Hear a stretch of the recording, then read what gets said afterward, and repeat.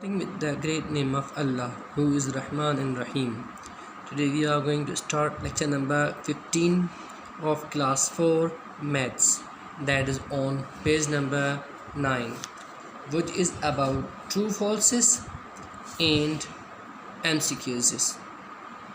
The exercise of the true falses is exercise number 2, and the exercises of the MCQs is exercise 3, that is on page number 9. Okay, so we are going to solve this exercise.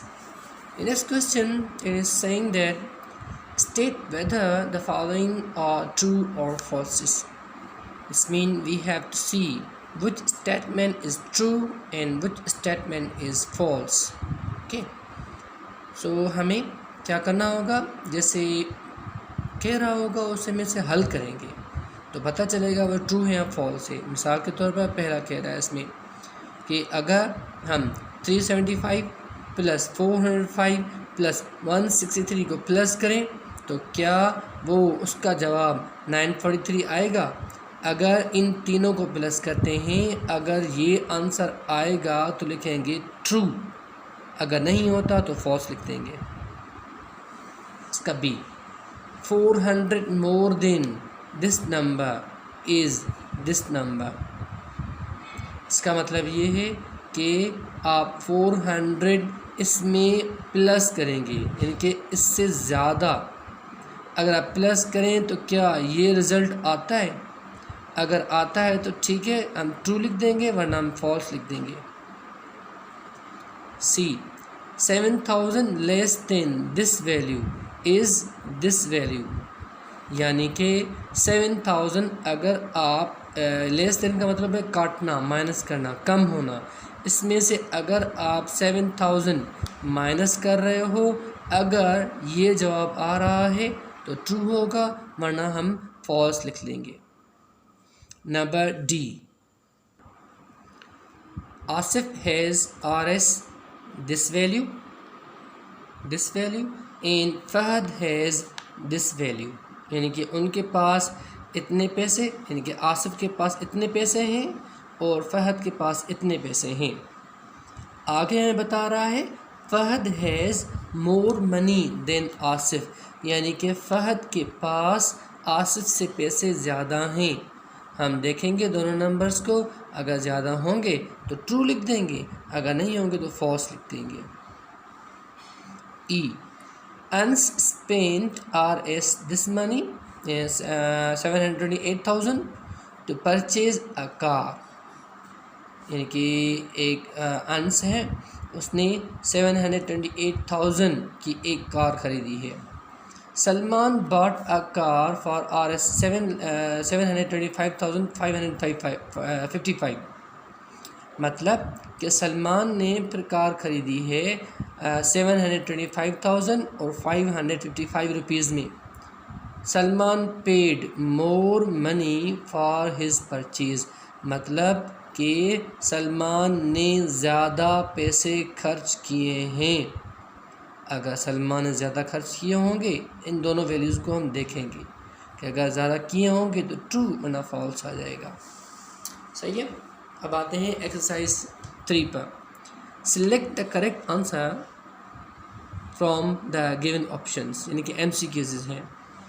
A the sum of the largest 5 digit number. अच्छा, largest 5 digit number कैसे होगा बेटा, अगर आप individual numbers को देखेंगे तो सब में बड़ा नंबर कौन सा होता है, इंडिविजुअल अकेले वो 9 होता है। ठीक है, और आगे कह रहा है कि largest the sum of the largest 5 digit numbers. अब 5 यानी कि आप 5 टाइम 9 लिख देंगे, ये 1, ये सेकंड टाइम, ये थर्ड टाइम, ये फोर्थ टाइम, ये फिफ्थ टाइम, ये हो जाएगा लार्जेस्ट 5 डिजिट नंबर। सही है। The sum of the largest 5 digit number and smallest 4 digit number. Smallest क्या होता है, अगर आप इंडिविजुअल अकेले नंबर्स को देखेंगे, स्मॉलेस्ट 1 होता है नंबर। अगर आप ज़ीरो की बात करते हैं तो ज़ीरो कोई नंबर नहीं होता, उसकी कोई वैल्यू नहीं होती है अगर वो खाली है तो। सबसे छोटा नंबर होता है 1, तो हमें कह रहा है स्मॉलेस्ट 4 डिजिट नंबर, यानी कि 4 डिजिट, ये 1 हो गया, 4 टाइम हम 1 लिख देंगे, second time, third time, fourth time, ठीक है। अब उसमें क्वेश्चन में कह रहा है कि इनको आप प्लस करें आपस में। प्लस करने के बाद प्लस करने के बाद हम देखेंगे कि इनमें से चारों ऑप्शंस में से कौन सा ऑप्शन सही है, तो उसको हम टिक कर देंगे।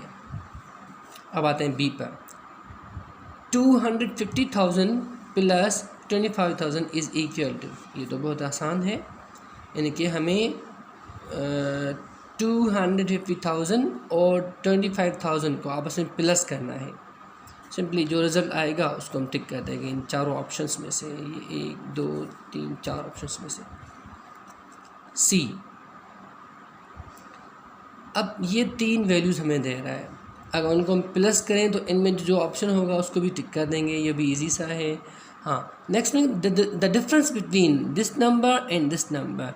डिफरेंस का मतलब होता है माइनस करना, फ़र्क आना, ठीक है। तो फ़र्क हम कैसे मालूम करते हैं बेटा, अब इस नंबर में से इस 1000 को आप काटेंगे, जो आंसर आएगा उसको हम टिक कर देंगे।